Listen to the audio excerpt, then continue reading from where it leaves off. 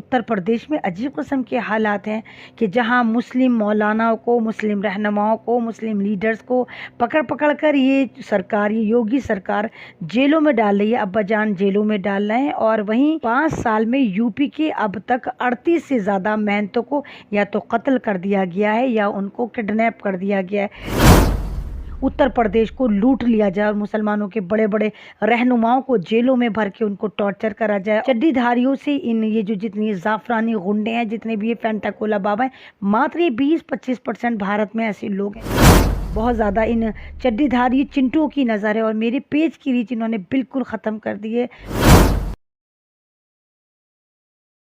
अस्सलाम वालेकुम, मैं आपके सामने एक बार फिर अमन रिजवी। और आज अजीब सी एक इन्फॉर्मेशन मुझे मिली और फिर मैंने जब जाकर उसको चेक करा तो यूट्यूब पर भी मुझे नज़र आया। मौलाना कलीम सिद्दीकी साहब जो एक बहुत नेक बंदे हैं और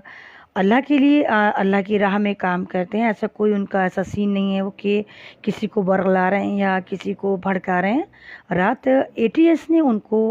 मेरठ से उस वक्त गिरफ़्तार कर लिया जब वो ईशा की नमाज़ पढ़कर निकल रहे थे। मौलाना कलीम सिद्दीकी साहब एक ऐसा नाम है जिनका बहुत ज़्यादा रुतबा, बहुत ज़्यादा इज़्ज़त है। और मौलाना कलीम सिद्दीकी साहब मुजफ्फरनगर के पास एक छोटा सा गांव है पुलत, वहाँ के रहने वाले हैं। और मौलाना कलीम सिद्दीकी साहब की मैं बहुत इज़्ज़त करती हूँ, बहुत उनको मोतबर शख्सियत समझते हुए मैं उनको बहुत फॉलो भी करती हूँ और उनसे मिलने गई भी हूँ। लेकिन ये मेरी शायद बदनसीबी रही है कि मैं उनकी फैमिली से तो मिलकर आई हूँ, लेकिन मैं मौलाना कलीम सिद्दीकी से डायरेक्ट कभी नहीं मिली। वही एक नया जो ड्रामा आप देखिए कि उत्तर प्रदेश में चल रहा है, कभी उमर गौतम साहब को पकड़ा जाता है, कभी किसी मुस्लिम को उठाया जाता है, कभी किसी मुस्लिम रहनुमा को उठाया जाता है। और रात जिस तरह ना मौलाना कलीम सिद्दीकी साहब को उस वक्त एटीएस के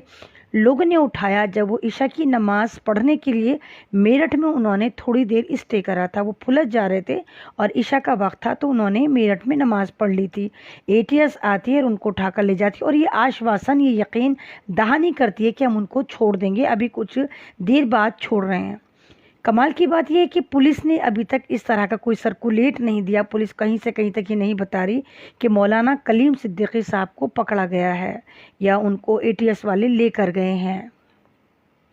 मुस्लिम समाज में बहुत ज़्यादा खलबली है, बड़े परेशान हैं क्योंकि मौलाना कलीम सिद्दीकी के वो चाहने वाले अनगिनत लोग हैं। मौलाना कलीम सिद्दीकी साहब एक ऐसे बंदे का नाम है कि अगर आप उनके पास जाएं, किसी गलत कार्रवाइयों में, गलत तरह से आप किसी उसमें हों, जैसे सपोज दैट आप नमाज नहीं पढ़ते, आपका जो दिल है वो दीन की तरफ नहीं है, तो मौलाना कलीम सिद्दीकी के पास जाकर कुछ ऐसा होता था कि बंदा खुद ही खुद अपने इस्लाम को फॉलो करना शुरू कर देता था। तो मतलब अल्लाह ताला ने उनकी आवाज़ में, उनकी सोहबत में एक ऐसी तासीर रखी थी कि बंदा खुद ही उनको देखकर ही मतलब अल्लाह से डरने लगता था। मतलब बहुत ज़्यादा अल्लाह ने उनकी शख्सियत में ऐसा रुतबा, एक ऐसा अहम मैजिक सा रखा था। और कमाल की बात यह कि उत्तर प्रदेश में अजीब किस्म के हालात हैं कि जहां मुस्लिम मौलानाओं को, मुस्लिम रहनुमाओं को, मुस्लिम लीडर्स को पकड़ पकड़ कर ये सरकार, ये योगी सरकार जेलों में डाल रही है। अब्बाजान जेलों में डाल रहे हैं और वहीं मेहनतों को, बड़े बड़े मेहनतों को पकड़ पकड़ कर कत्ल करा जा रहा है। 5 साल में यूपी के अब तक 38 से ज़्यादा मेहनतों को या तो कत्ल कर दिया गया है या उनको किडनैप कर दिया गया है। जैसे आप देखिए कि 24 घंटे पुरानी बात है कि यूपी के उत्तर प्रदेश के मठ के अखाड़ा परिषद के सबसे बड़े महंत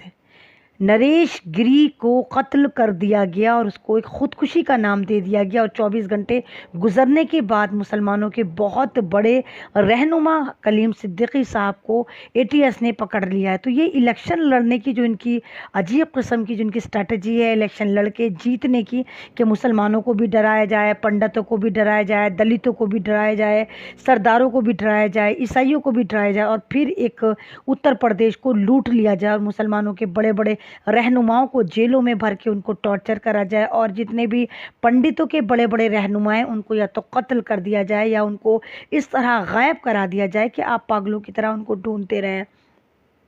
तो आप तमाम लोगों को मौलाना कलीम सिद्दीकी साहब के लिए भी आवाज़ उठानी चाहिए, जैसे उमर गौतम साहब के लिए उठाई थी कि मौलाना कलीम सिद्दीकी साहब एक बहुत बड़ी और बहुत मोतबर शख्सियत हैं, और मैं और आप लोगों से दुआ करूंगी कि उनकी फैमिली के लिए भी दुआ करें, क्योंकि मौलाना कलीम सिद्दीकी साहब की जो मिसिज़ हैं, मैं उनसे मिली हूँ, वो हाइपर शुगर की पेशेंट हैं, बहुत ज़्यादा उनकी शुगर बढ़ी रहती है, हाइपर टेंशन भी उनको रहती है, बीपी उनका बहुत ज़्यादा शूट रहता है, और शुगर उनकी इतनी हाई लेवल पर रहती है कि अम्मी जान को अब आंखों से नज़र भी नहीं आता है। मैं उनसे मिलकर आई हूँ और अल्हम्दुलिल्लाह बहुत अच्छी फैमिली है, बहुत अच्छी मुखलिस, बहुत सादगी पसंद फैमिली है, और ये लोग कोई ऐसे आसाइश वाले, कोई लग्जरी लाइफ नहीं जीते, बहुत सिंपल सी लाइफ इन लोगों की होती है, और जो भी अल्लाह की राह में काम करता है या अल्लाह के बताए हुए रास्ते पर चलता है, वो ऐसे लोग बहुत सिंपल रास्ते पर चलते हैं। और मैं भी अल्लाह ताला से यही कहूँगी कि अल्लाह ताला मुझे भी ऐसी हिदायत दे कि मैं भी मौलाना कलीम सिद्दीकी साहब जैसी लाइफ जीऊँ, मैं भी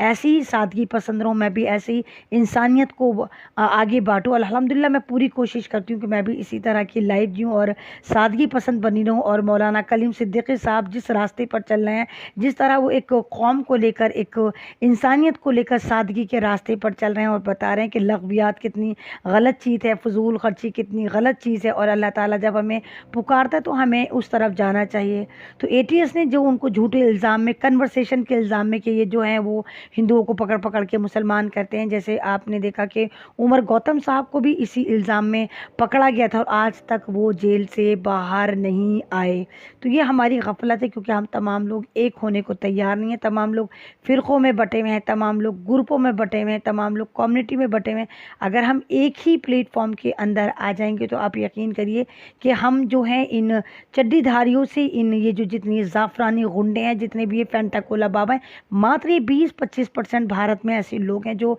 ये नफ़रतें बांटते हैं और ये जो समाजों में डिवाइडेशन करते हैं, जो समाज पे डायरेक्ट टारगेट करके उनके रहनुमाओं पे, उनके खलीफाओं पे, उनके मौलानाओं पे, उनके संतों महंतों पे, उनके पादरियों पे, और उनके जितने बड़े बड़े धर्म के ठेकेदार हैं उनको टारगेट करते हैं। अगर हम तमाम लोग एक प्लेटफॉर्म पर आ जाएं और सिर्फ इंसानियत की बात करें, भारत की बात करें, संविधान की बात करें, आप यकीन करिए कि हम बहुत जल्दी इस भारत को, यहाँ की एकता को और यहाँ के संविधान को बचाने में कामयाब होंगे। तो मैं आप तमाम लोगों से यही कहना चाहती हूँ कि प्लीज़ कलीम सिद्दीकी साहब के लिए आवाज़ उठाइए। हालांकि मेरे फेसबुक पेज पे आप देखिए कि बहुत ज़्यादा गवर्नमेंट की नज़र है, आरएसएस की नज़र है, बहुत ज़्यादा इन चड्डीधारी चिंटुओं की नज़र है, और मेरे पेज की रीच इन्होंने बिल्कुल ख़त्म कर दी है।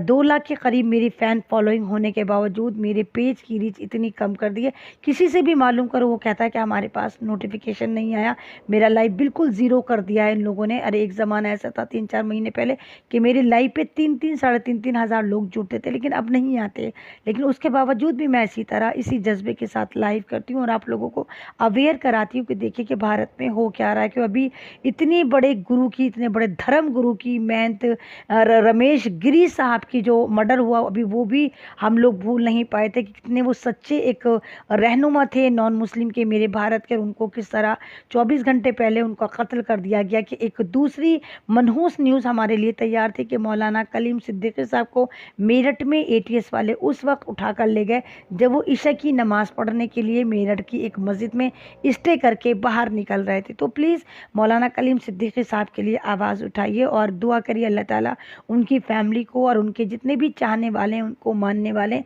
अल्लाह ताला उनको सब्र जमील अता करे। और हमें इस सरकार से, जो ये हमारे कानून के विरोधी है, इंसानियत के विरोधी है, हमारे आपस में कम्युनिटी के विरोधी है, हम इनसे लड़ने के लिए हम इतने पावरफुल हो जाएं कि हम इन चड्डीधारी चिंटुओं को मज़ा चखा पाएँ और अपने भारत को एक बार फिर वही सोने की चिड़िया, वही एक गुलदस्ते की तरह बना पाएँ जिस तरह पहले था। शुक्रिया, अल्लाह हाफिज़। इस लाइव को ज़्यादा ज़्यादा शेयर करके मौलाना कलीम सिद्दीकी साहब के लिए आवाज़ उठाने की मैं अमन रिज़वी आपसे रिक्वेस्ट करती हूँ।